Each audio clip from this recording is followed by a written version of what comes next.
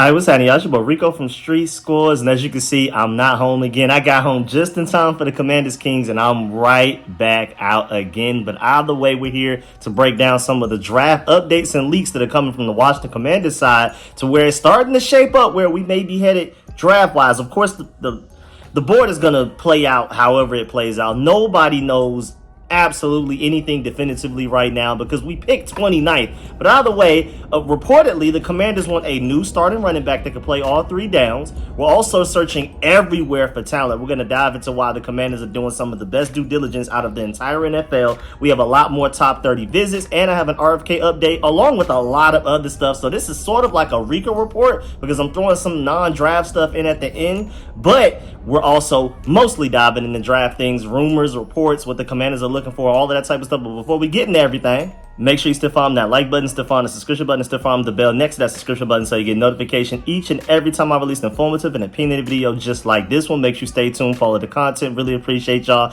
Let's go ahead and get into this video right now, man. Let's get it. Adam.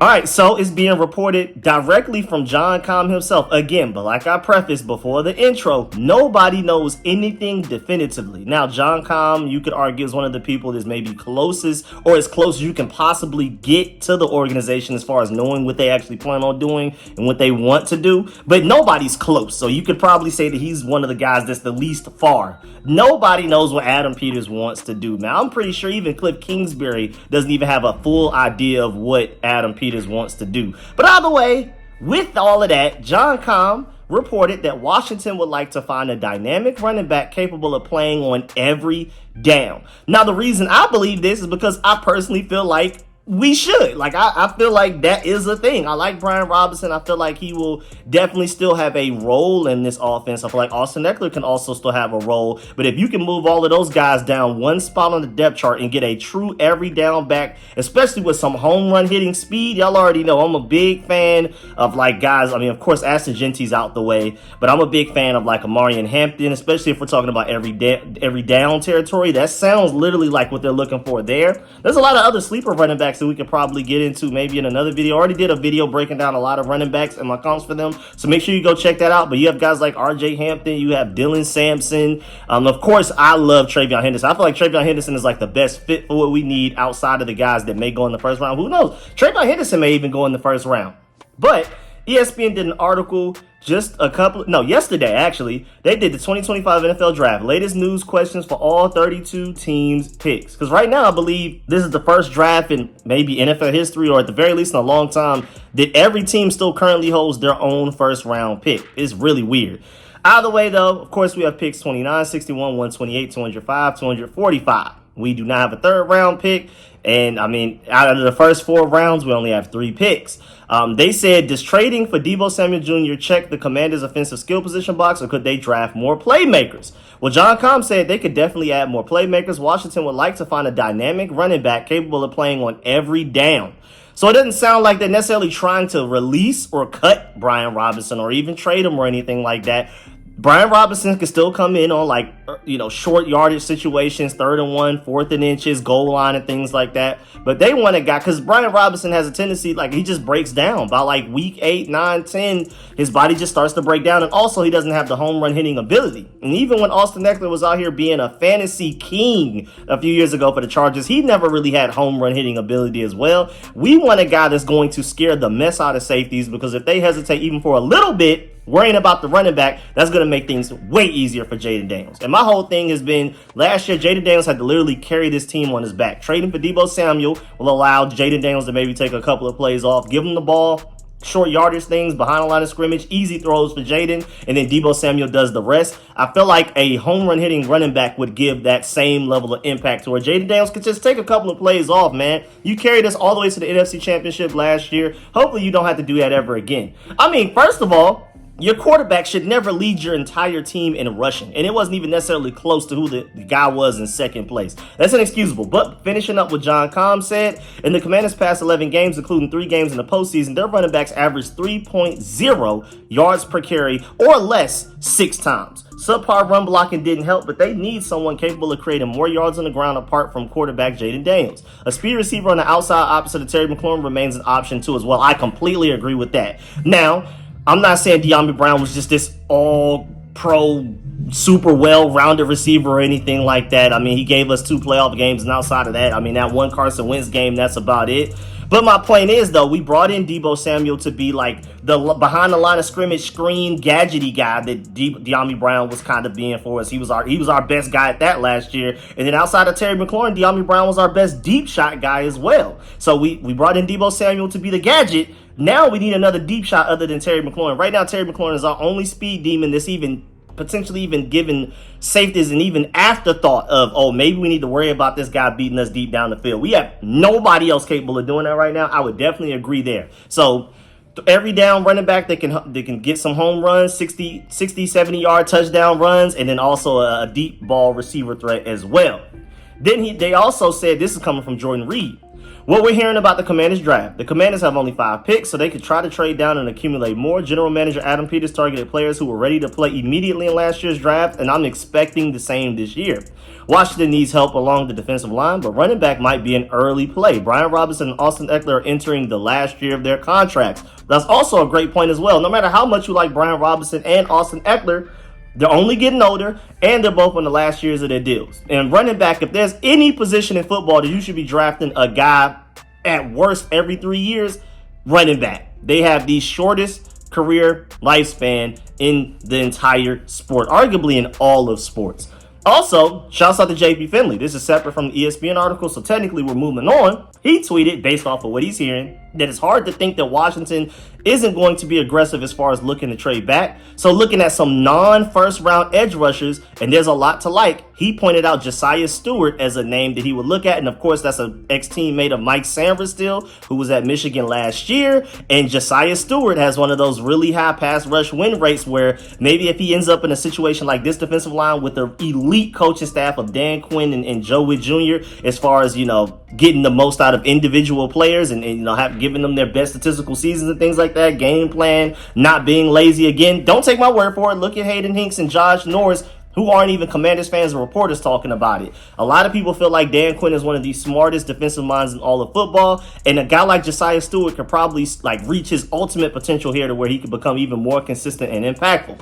Also, before we move on, I did want to take some time to shout out Al Bellamy. He was honored with a prestigious honorary league award recently, I think a couple of days ago. Even though he was diagnosed with cancer earlier in 2024, Commanders head trainer Al Bellamy continued to show up and work for the team, so he was honored by the team for exactly that. Shouts out to our boy Al Bellamy, man, putting in that work, going through everything that he went through, man. He was announced that he was the 2025 Ed Block Courage Award recipient as far as being our head trainer. So it's crazy to go from getting rated by the FBI or whatever with our head trainer, and now we have this guy out here winning awards and doing amazing things. So it just goes to show, going from Dan Snyder to Josh Harris, even though a lot of it wasn't Ron Rivera's fault, but still Ron Rivera to Dan Quinn. I mean, Martin Mayhew, I guess, to Adam Peters, even though Martin Mayhew didn't have as much control as Adam Peters has, but that's probably the closest thing to it. Now, moving on, we also have a Maryland Terps wide receiver, Ty Felton. This guy's really interesting because he recently had virtual meetings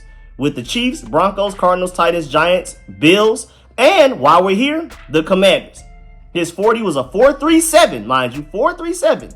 He had a 39.5 vertical jump and a 10.10 broad jump. I mean, we're talking about a great athlete here, man. Really, really good athlete. So that's somebody that we may want to watch out for. I'm probably going to do like a full, longer, more detailed video breakdown of who Ty Felton is and why the Commanders should definitely consider him. But moving on, speaking of receivers, shouts out to Josh Taylor for pointing out the fact that the Washington Commanders also worked out Pro Football Focus's highest graded zone wide receiver and the nation's yak leader.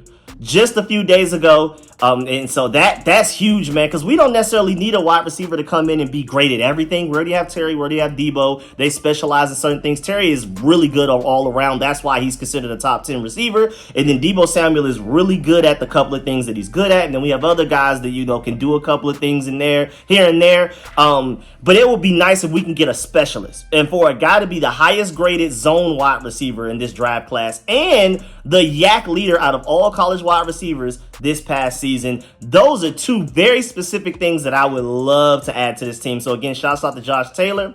And he pointed out the fact that in his article talking about this wide receiver, South Alabama wide receiver Jamal Pritchett said that he worked out for the Commanders in Alabama on Monday morning. Pritchett has made the most of his draft process this offseason and has represented the home team at the Senior Bowl against the top prospects in NFL draft. After being snubbed from an invite to the NFL Combine, Jamal will go on to blow scouts away at South Alabama's Pro Day with a 4.39 to 4.42 range of 40-yard dash and a 9'9" broad jump. So a lot of people started to take note. I also want to point out the fact, again, shouts out to Josh Taylor for this article through Commanders Wire. I would definitely suggest you go read the article because I'm not going to read everything, but I just wanted to point out who this guy is and why we should be excited that the Commanders are meeting with him. But of course, like I've already reported, other teams are interested in this guy as well. So it's not a guarantee that we're going to get him, but there's a reason we're interested because the productive wide receiver prospect finished the 2024 season with an 88.2 Pro Football Focus grade against zone coverage. That's the highest amongst all wide receivers in the 2025 NFL draft. He also had 91 catches in 2024, the third most in the country, and the former Jaguar also led the nation in yards after catch with 759 of his 1,126 yards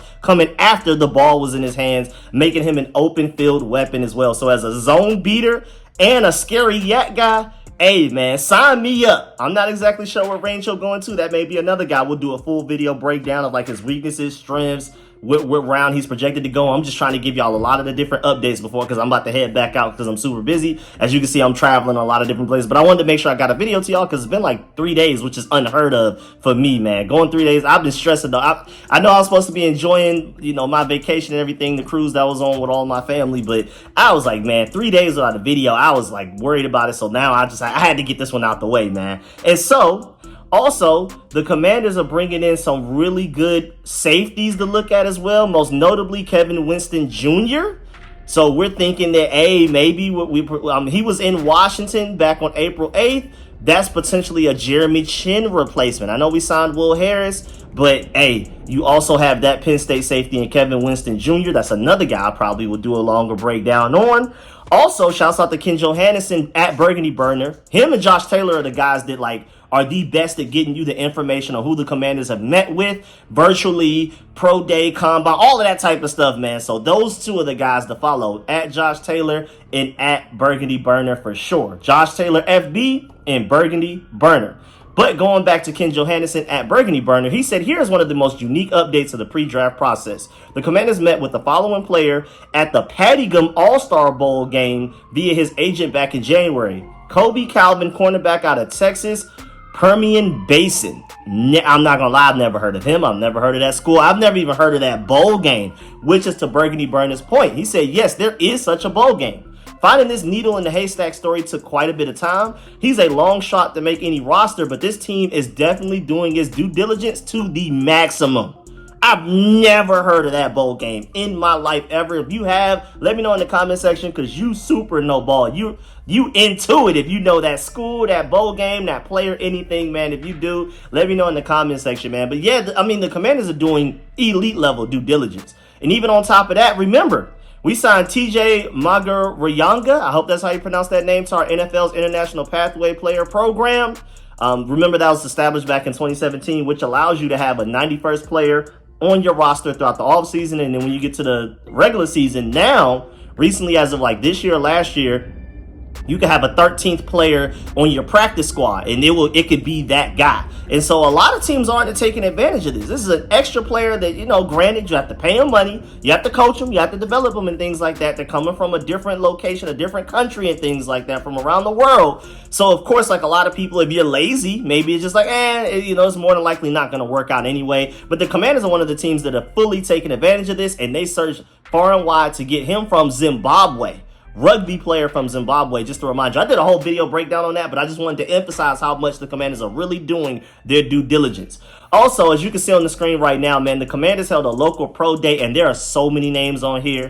Most notably, you have Ty Felton, the wide receiver from Maryland, who we just talked about earlier. We're definitely going to dive into that later. Of course, you have the Penn State safety, Kevin Winston Jr., who we just talked about. Of course, as a Georgia Bulldog fan, even though he most recently played for Kentucky through the transfer portal from Hyattsville, Maryland, you have linebacker Jamon Dumas Johnson. So, I'm already intrigued by that. I know he left us to go to the Kentucky Wildcats, but it's cool, man. He's still a Georgia Bulldog to me, man. Once a Georgia Bulldog, always a Georgia Bulldog, unless you're Jermaine Burton. When you leave, you just, going crazy and, trying to downplay. He was insane. So I warned y'all about what he was going to do for the Cincinnati Bengals getting in trouble.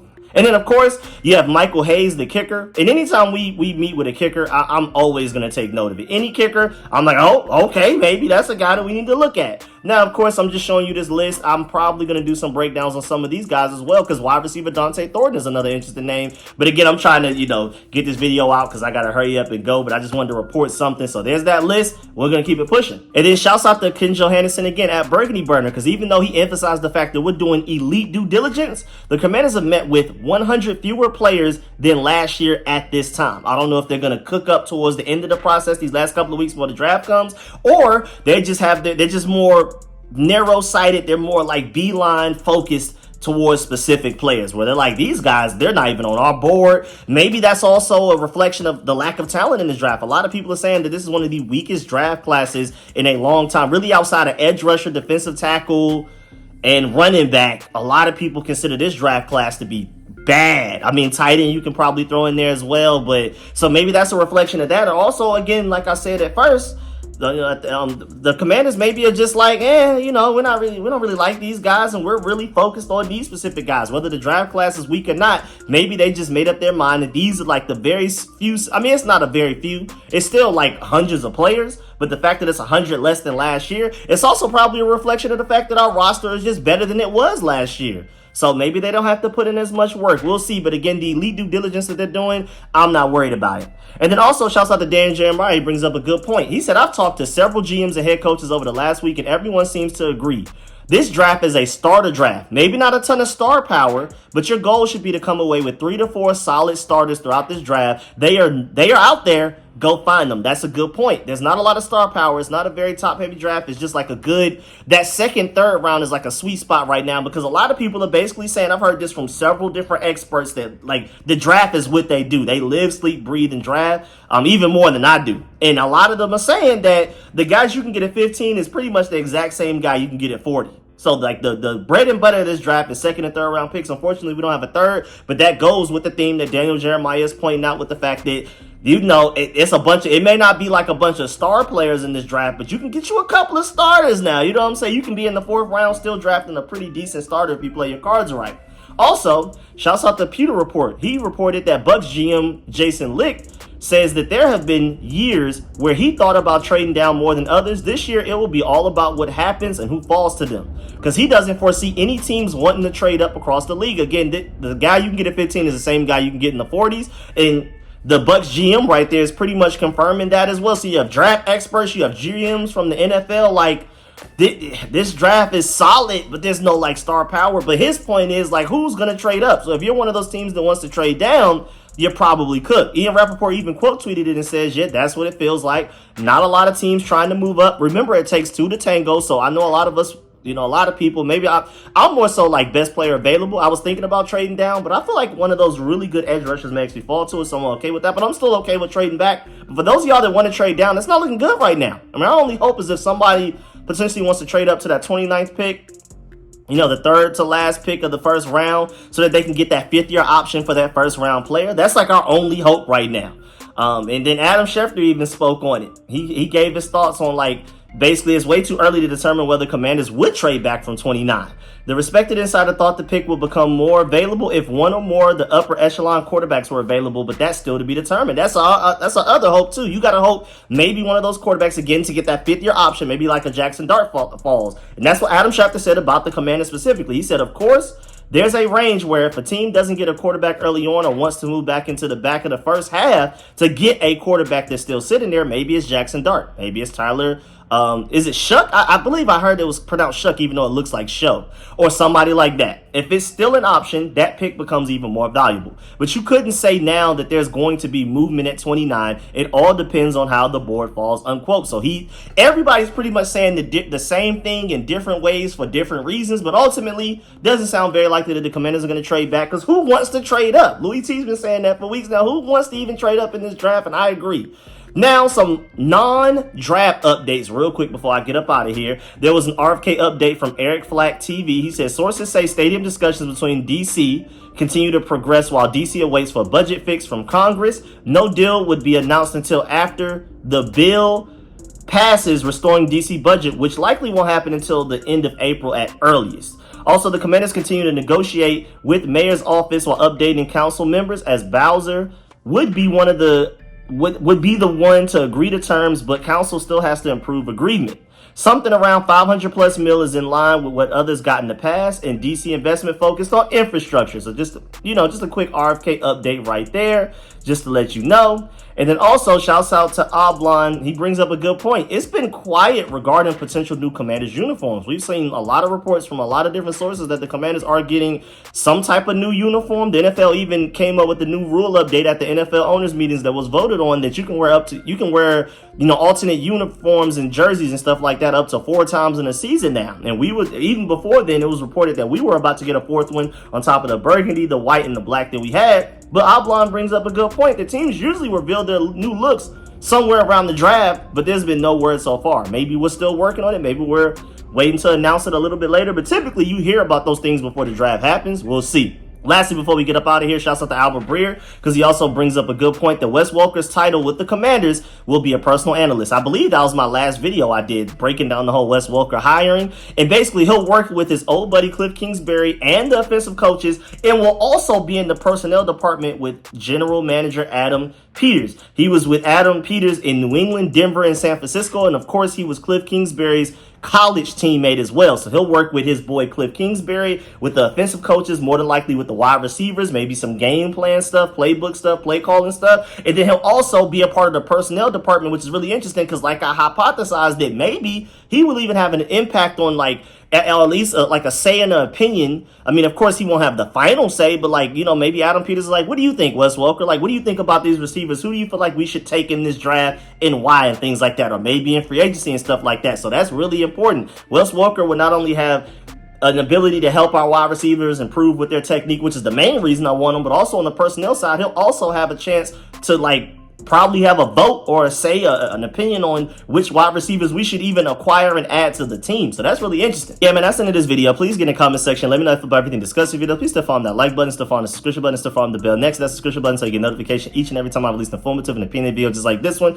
Really appreciate y'all. Make sure you leave a like on the way out. Definitely let me know in the comment section how you feel about everything discussed in this video. Again, when I get more time, I promise y'all I'm gonna be getting y'all some videos. Even while I'm here, I'm not even home. Right now I'm busy, but until I get back home, I'll be a little bit more free to, probably do like 2 videos a day, even while I'm away from home. Today's just a busy day. So make sure you stay tuned. Really appreciate y'all. Leave a like on the way out. Catch y'all later. I'm out.